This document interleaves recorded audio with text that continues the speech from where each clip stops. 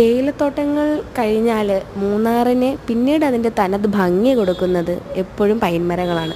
പൈൻമരങ്ങൾ എന്ന് പറഞ്ഞാൽ ഒരു പ്രത്യേകതരം ഭംഗിയാണ്. അതിൻ്റെ ഇടയിലൂടെയുള്ള ഒരു യാത്ര, അതിൽ കിളികളുടെ സൗണ്ടുകൾ, ഒത്തിരി ജീവജാലങ്ങളും ഒക്കെ ഈ പൈൻമരങ്ങൾക്കിടയിൽ ആശ്രയിക്കുന്നുണ്ട് അല്ലേ. ഇപ്പോൾ നമ്മൾക്കായാലും മൂന്നാറിലേക്ക് പോകുമ്പോൾ പൈൻമരങ്ങൾക്കിടയിലൂടെയുള്ള ആ ചെറിയ ടാറിട്ട റോഡിലൂടെയുള്ള ഒരു യാത്ര ഒത്തിരി കൗതുകങ്ങളും ഒരുപാട് സന്തോഷങ്ങളും നുകരുന്നതായിരിക്കും. ഒത്തിരി സിനിമകൾ തന്നെ ഇപ്പോൾ നമുക്ക് ലാലേട്ടൻ്റെ സിനിമകൾ തന്നെ എടുത്താൽ അറിയാം. ഒത്തിരി സിനിമകളിലുണ്ട്. ദൂരക്കിഴക്കുതിക്കും, മാണിക്യ ചെമ്പഴുക്ക, അതൊക്കെ കാണുമ്പോൾ തന്നെ നമുക്ക് പൈൻമരങ്ങൾ ഒത്തിരി ഇഷ്ടപ്പെടുന്നതാണ്.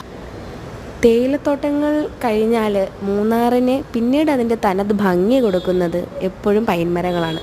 പൈൻമരങ്ങൾ എന്ന് പറഞ്ഞാൽ ഒരു പ്രത്യേകതരം ഭംഗിയാണ്. അതിൻ്റെ ഇടയിലൂടെയുള്ള ഒരു യാത്ര, അതിൽ കിളികളുടെ സൗണ്ടുകൾ, ഒത്തിരി ജീവജാലങ്ങളും ഒക്കെ ഈ പൈൻമരങ്ങൾക്കിടയിൽ ആശ്രയിക്കുന്നുണ്ട് അല്ലേ. ഇപ്പോൾ നമ്മൾക്കായാലും മൂന്നാറിലേക്ക് പോകുമ്പോൾ പൈൻമരങ്ങൾക്കിടയിലൂടെയുള്ള ആ ചെറിയ ടാറിട്ട റോഡിലൂടെയുള്ള ഒരു യാത്ര ഒത്തിരി കൗതുകങ്ങളും ഒരുപാട് സന്തോഷങ്ങളും നുകരുന്നതായിരിക്കും.